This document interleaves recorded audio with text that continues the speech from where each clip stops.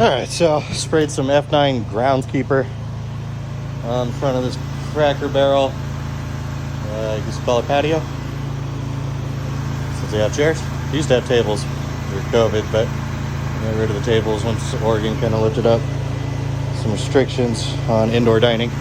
So sprayed some F9 groundskeeper on around this little L area. Sprayed it on 10 to 1, a little bit down there, and on the entrances where it wasn't so bad. Went 20 to 1, let it sit about, I don't know, 5-10 minutes, kind of lost count. I was watching YouTube, and now we're going to start surface washing. I left my tripod in the garage and forgot to start recording because when I'm in work mode, I don't think about filming because, well, I'm new to filming any of it. There's a lot of pressure washing stuff out there, not on everything, so I figured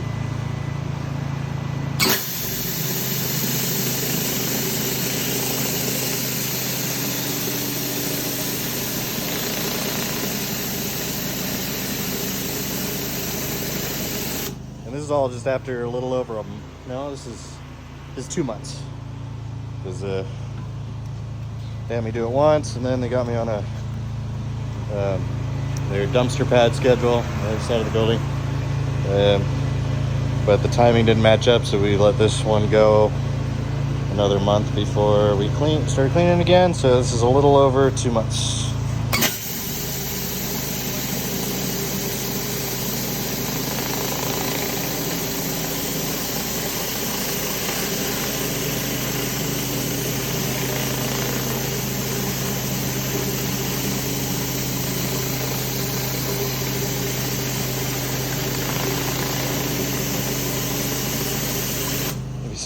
You see stuff flying by past the camera, it's actually ash. All that's ash flying around. All the cars are kind of covered with it. Oh, that's ash. Bunch of fires around us. Woohoo, Pacific Northwest in 2020s.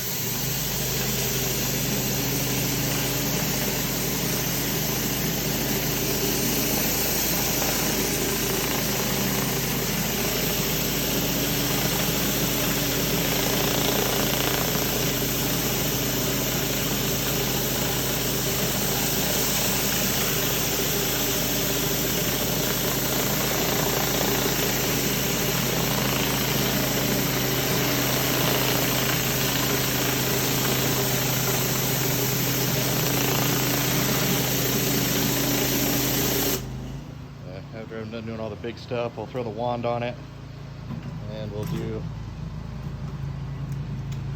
striping. That wasn't for me. I don't know where that was from. So do all the big areas with the surface cleaner. I'll throw the wand on it, flip the burner on, and we'll get some of this gum out. Surface cleaners do great, and plus I'm running 300 feet of hose out of the trailer, so I think it starts out, I think the pump runs continuous at like 3,500 psi at 8 gallons a minute, and after 300 feet of hose, I think I put the gauge on it and at the end at the trigger, and it was around 2,800. So this is 3/8 hose. This is Hotsy shit, the black stuff, and then it's attached to 2 more 100-foot runs of some non-marking that now the cords are showing. Shit, man, I run hoses until they blow.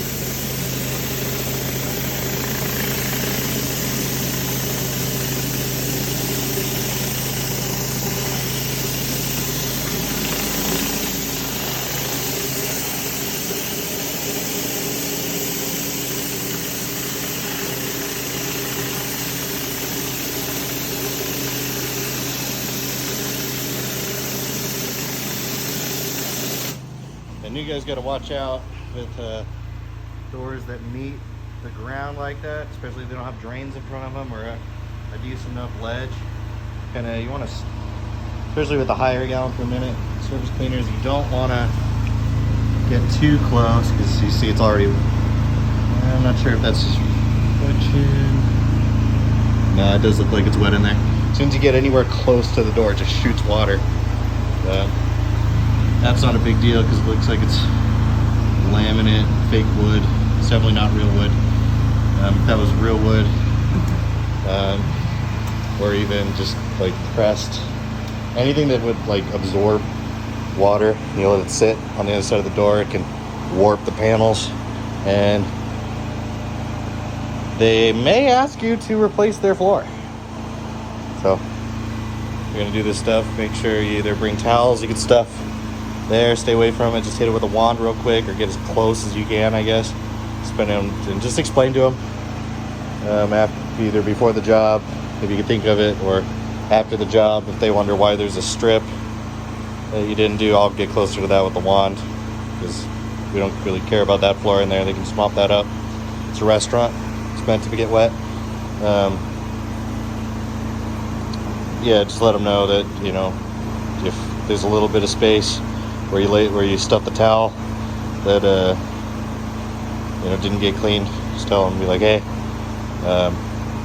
you know, either give me a key or have me show up on hours where somebody can stuff some towels in from the other side, or before they leave, stuff some towels in front door, leave out the back, so that the water doesn't get in there and fuck up any floors. Alright, I'm gonna get to it without you guys so I can actually be productive, because I suck at multitasking.